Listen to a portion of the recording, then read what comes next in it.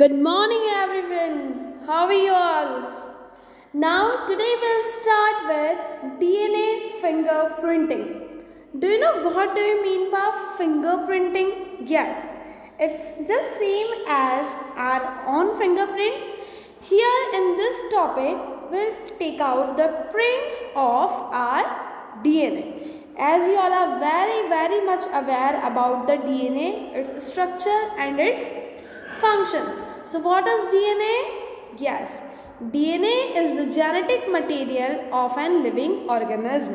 Generally, especially for humans, the DNA is the genetic material. So in this chapter, we will study about how we can take the fingerprints of our DNA for solving different problems in our daily life. Okay, shall we start? Yes. So what is DNA fingerprinting? The DNA fingerprinting is a way to identify a certain individual rather than simply identifying a species or a particular trait. हम क्या करते हैं, किसी भी individual के certain उसकी identify करते हैं, उसके इंडिविजुअल को, उसकी बजाय कि हम उसकी छोटे छोटे से कैरेक्टर्स या कोई पर्टिकुलर ट्रेड आइडेंटिफाई करें. ठीक है, तो अब अपन देखेंगे that it is a technique used to by the scientist to distinguish between individuals of the same species using only the sample of their DNA. उनके डीएनए के सैंपल से हम पता लगा सकते हैं कि कौन सी स्पीशीज़ का डीएनए है. Means species identification and even individual identification में the best role plays by the DNA fingerprinting. Okay, so who invented it? किसने डीएनए फिंगरप्रिंटिंग को इन्वेंट किया था? So the DNA fingerprinting process is invented by Alex Jeffrey in 1985. Alex Jeffrey, he is a biologist. He invented this process in 1985. Okay. Now, the biological sample used for DNA fingerprintings are, हम किन किन samples का use कर सकते हैं अपने DNA fingerprinting के लिए? First is blood. Okay, we take the sample of blood for identifying or for doing our DNA fingerprinting. We can find the DNA with the help of hair follicles, with saliva, semen, body tissue cells. DNA samples have been obtained from vaginal cells transferred to the outside for a sexual condom during sexual intercourse. ठीक है, हम इन सभी चीज़ों से क्या ले सकते हैं, हमारे अंदर डीएनए के सैंपल्स ले सकते हैं.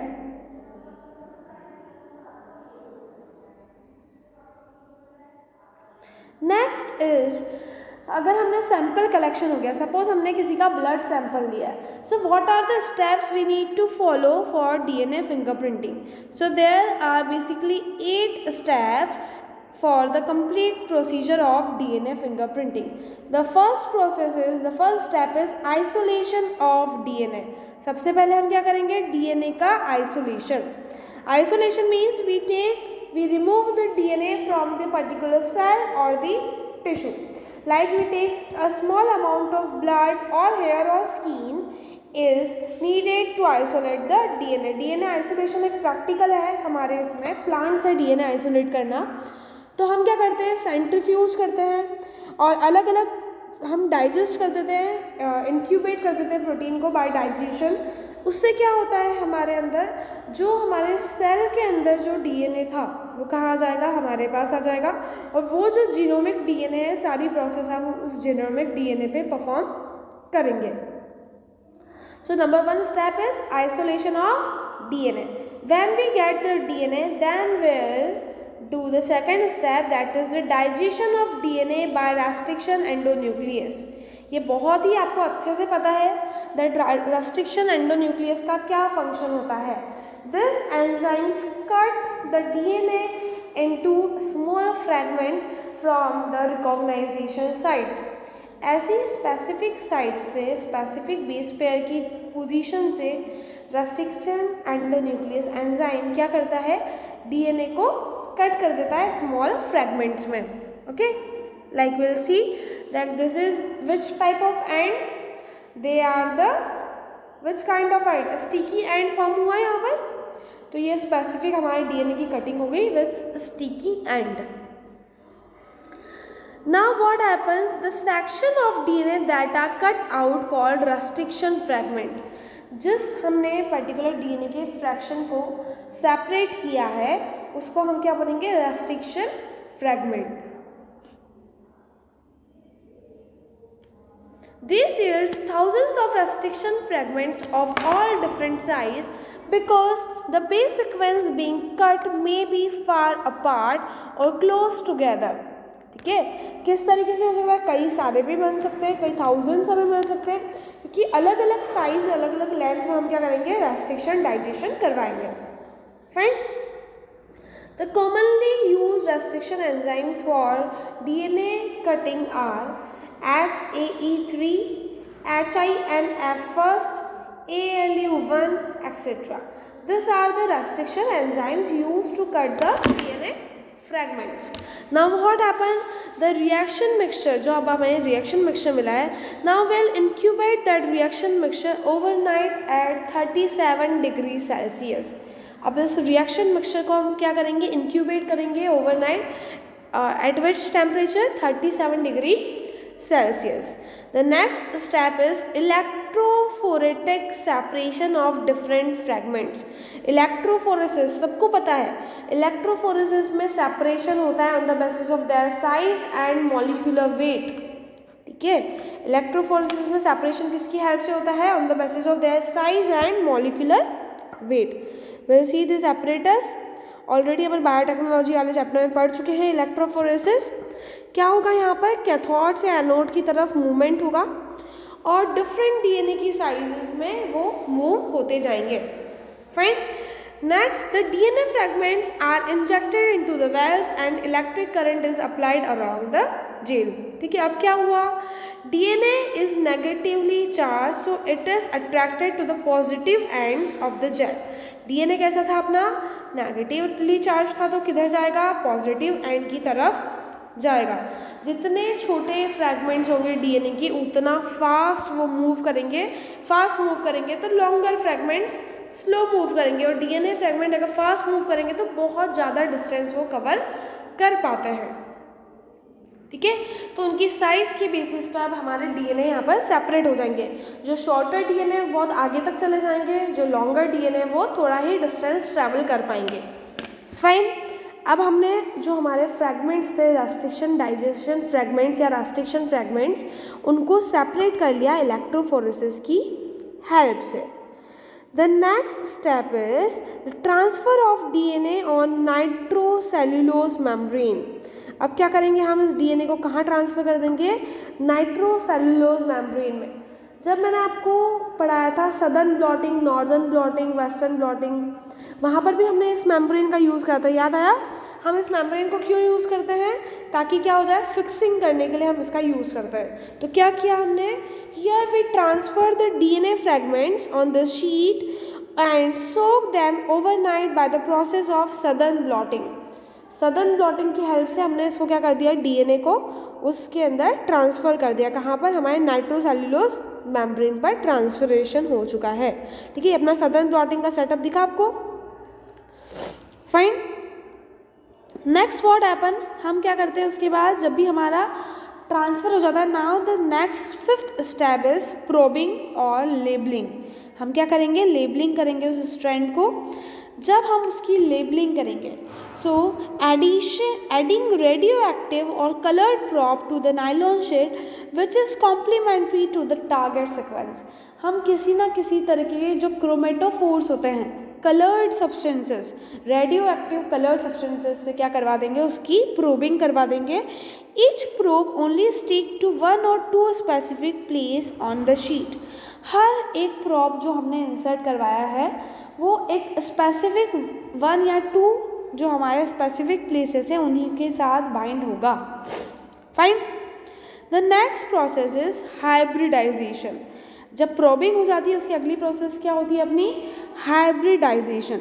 हाइब्रिडाइजेशन मीन्स क्या, अब यहाँ पर जो हमारी कॉम्प्लीमेंट्री सीक्वेंसेस रेडी हो चुकी है, हाइब्रिड सीक्वेंस, ठीक है, जो लेबल्ड प्रॉप डीएनए सीक्वेंस है, उनको हम क्या करवाएंगे, वो कहाँ पर मेम्ब्रेन पे लोकेट थी, अपने नाइट्रोसेल्युलोज मेम्ब्रेन पे लोकेट थी। For the detection of position of later, membrane is washed to remove non-specific binding and clearing of the background। जो बाइंड नहीं हुए हैं उनको हम क्या करेंगे, वॉश आउट करके क्लियर कर देंगे। Then next is autoradiography. Everybody knows about the autoradiography. जब भी हम किसी हाइब्रिडाइज प्रॉप को ऑब्जर्व करते हैं तो we take the help of autoradiography. So what happen in this process, क्या होता है ऑटो रेडियोग्राफी में, yes, it is use to detect the sequence in genome bound with the hybridised radioactive probe on the membrane. This technique involves alignment of hybridized membrane with X-ray film. The X-ray film alters its development, shows multiple number of bands that look like barcodes and known as DNA fingerprints. कैसे दिखते हैं वो हमारे DNA fingerprints, इस तरीके से barcodes के form में दिखते हैं। This is our DNA fingerprints. Now अब हम क्या करेंगे, इन डीएनए फिंगरप्रिंट्स को क्या करेंगे, कंपेयर करेंगे। The next step is, seventh step में अपने ऑटो रेडियोग्राफी कर ली, हमारे पास एक्सरे फिल्म के ऊपर बैंड्स आ चुके हैं। Okay, now the interpretation of band, जो हमें बैंड्स मिले हैं हम उन बैंड्स को एनालाइज करेंगे। ठीक है, जब हम बैंड्स को एनालाइज करेंगे, the analyse of band patterns of different individual, जब हम अलग अलग इंडिविजुअल्स के बैंड को एनालाइज करेंगे, then comparison of position of bands, computer softwares are also available for analysis of DNA fingerprinting. कई सारे ऐसे सॉफ्टवेयर्स भी अवेलेबल हैं मार्केट में जो क्या करते हैं, डीएनए फिंगरप्रिंटिंग का एनालाइजेशन करते हैं। ओके, अब हमारे पास क्या आ गया, हमारा एक डीएनए का फिंगरप्रिंट आ गया। अब इसका यूज़ क्या है, अब हम क्या देखेंगे, डीएनए फिंगरप्रिंटिंग की यूजेस। तो एक बार अपन सारी प्रोसेस फिर से एक बार रिवाइज करेंगे, क्या क्या स्टेप्स थी, कौन बताएगा, how many 8 steps are there, yes, who will gonna tell me. Step 1, what is the step 1? Step 1 is the isolation of DNA. Step 1 क्या थी, डीएनए का आइसोलेशन। जब हमने डीएनए को आइसोलेट किससे किया, अलग अलग टिश्यू, अलग अलग सेल्स या अलग अलग सब्सटेंसेस से। आइसोलेशन के बाद हमने किया digestion of DNA by restriction endonuclease. पहले आइसोलेट किया, फिर हमने क्या कर दिया, रेस्ट्रिक्शन एंडोन्यूक्लियस को डाइजेस्ट करा दिया, मतलब स्मॉल फ्रेगमेंट्स में उसके पीसेस हो गए। अब जो पीसेस है उनको क्या करेंगे, सेग्रीगेट। तो the third step is the separation with the help of electrophoresis. ठीक है, इलेक्ट्रोफोरेसिस से हमने क्या किया, हमारे फ्रेगमेंट्स को सेपरेट कर लिया। अब इलेक्ट्रोफोरेसिस में सेपरेशन कौन सी, किसके बेसिस पर होता है, separation on the basis of their size, और we can say on the basis of their molecular weight. हमारा सेपरेशन हो चुका है। सेपरेशन होने के बाद हम क्या करेंगे, जो हमारे पास डीएनए आ चुके हैं उनको ट्रांसफ़र करेंगे हम नाइट्रोसेल्युलोज मेम्ब्रेन पे। क्या कर देंगे बेटा, transfer on the nitrocellulose membrane through southern blotting. किसके थ्रू की ये प्रोसेस, सदर्न ब्लॉटिंग के। After this southern blotting we do probing. हम क्या करेंगे, प्रोबिंग करेंगे। स्टेप 5 इज प्रोबिंग। जब प्रोब बन जाते हैं देन विल परफॉर्म द, क्या करेंगे अब प्रोब के बाद, यस, हाइब्रिडाइजेशन। अगली स्टेप क्या है हमारी, hybridisation. And the 7th step is autoradiography. 7th step is autoradiography means हमने जो हमारे बैंड से डीएनए के उसको किस पे ले लिया, एक्सरे फिल्म्स पर डेवलप कर चुके हैं। And after auto radiography will interpret the DNA bands. हम क्या करेंगे, उन बैंड पैटर्न्स को इंटरप्रिटेशन करना स्टार्ट कर देंगे। फाइन, अब इसके बाद देखते हैं अपन इनके यूजेस। क्या देखना है हमें, यूजेस ऑफ डीएनए फिंगरप्रिंटिंग। पहला है डायग्नोसिस ऑफ इनहेरिटेड डिसऑर्डर्स। अगर आपके अंदर किसी भी तरीके के जेनेटिक डिसऑर्डर्स, जिन्हें हम बोलते हैं इनहेरिटेड डिसऑर्डर्स हैं, तो yes, it helps in the diagnosis, help diagnosis disorders in both parental and newborn babies. ठीक है, प्रीनेटल और न्यूबॉर्न बेबीज दोनों में ही डायग्नोसिस कर सकते हैं हम इस प्रोसेस से. डिसऑर्डर्स में include cystic fibrosis, haemophilia, Huntington's disease, familial Alzheimer's, sickle cell anemia, thalassemia and much more. This all are the inherited diseases, or we can say genetic disorders. The next use of DNA fingerprinting is in crime. Suppose a criminal is there. तो अलग अलग आपने एक serial देखा होगा CID. Have you remembered that serial? So in CID, forensic lab is there. Always whenever any crime occurs, they go to the doctor Salunke for the forensic test. So for the detection of crime, DNA fingerprinting is very much useful. ठीक है. So forensic science is the use of scientific knowledge in the legal situations. The DNA profile of each individual is highly specific. The chances of two people having exactly the same DNA profile is 30 million to 1, except for identical twins. The 30 millions में से किसी एक का DNA identical हो सकता है. Exception क्या है? अपने आइडेंटिकल ट्विन्स हैं, बाकी सभी का एग्जैक्टली सेम नहीं होता है. कुछ ना कुछ वेरी तो आपके अंदर आएंगे ही आएंगे. Fine.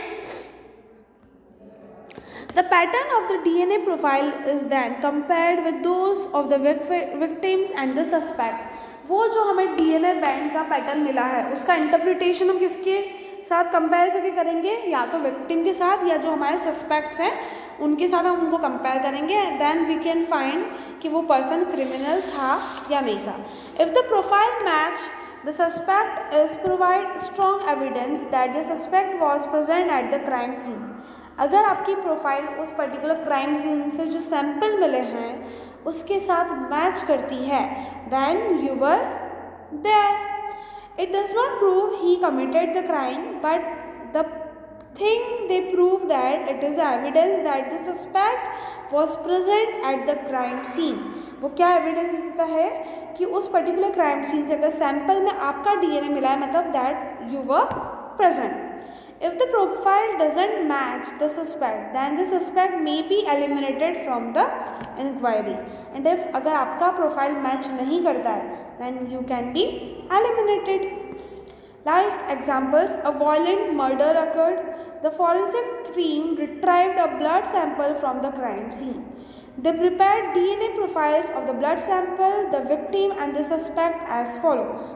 Okay, the DNA profiles can be used to determine whether a particular person is the parent of a child or not. कई बार मेडिसिनल प्रॉब्लम्स होती है, कई बार हमको पैटर्निटी या मैटर्निटी आइडेंटिफाई करनी होती है बच्चे की, तो उसके लिए भी सबसे ज़्यादा सुटेबल क्या है हमारा DNA fingerprinting. If you were the parent, so the your DNA and that child DNA would be the same. Okay, means we can identify the paternity and maternity with the help of DNA fingerprinting. This information can be used in paternity suits, inheritance case, immigration cases. So many things are there. Like for example of paternity test, by comparing the DNA profile of a mother and her child, identify DNA fragment in the child which are absent from the mother and must therefore have been inherited from the biological father. हम पहले क्या करेंगे, mother के अंदर जो जो character है उसका पता लगा लिया.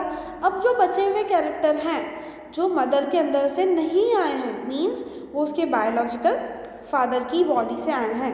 सो we can easily find that who is the father of that baby. ठीक है. और इसका अदर यूजेस भी होता है. Like in US arm service are just beginning a programme where they collect DNA fingerprinting from all the personnel for later use in case they need to identify casualties और missing people. ठीक है. वो क्या करते हैं, अपने arms force में जितने भी पीपल्स हैं उन सब के उन्होंने सैंपल कलेक्ट करके रखे हैं. अगर कोई मिसिंग होता है या कोई कैजुअलिटी होती है तो ईजिली वो उस पर्सन को आइडेंटिफाई कर सकते हैं कि कौन सा पर्सन है. ठीक है। Some other uses of DNA fingerprintings are identification of carcass of tissues, ठीक है, हम इसको आइडेंटिफाई कर सकते हैं। डिटेक्शन ऑफ सोमेटिक म्यूटेशन और कैंसर, इसका आइडेंटिफिकेशन हो सकता है। पैथोजन आइडेंटिफिकेशन हम कर सकते हैं। Detection of loci controlling quantitative traits और disease resistance, sex determination and individual identification, ये सारी चीज़ें हम किसकी हेल्प से कर सकते हैं, डीएनए फिंगरप्रिंटिंग। सो आप स्टेप्स याद रखिएगा और डीएनए फिंगरप्रिंटिंग्स के यूजेस याद रखिएगा। So that's all for today, bye bye, good day.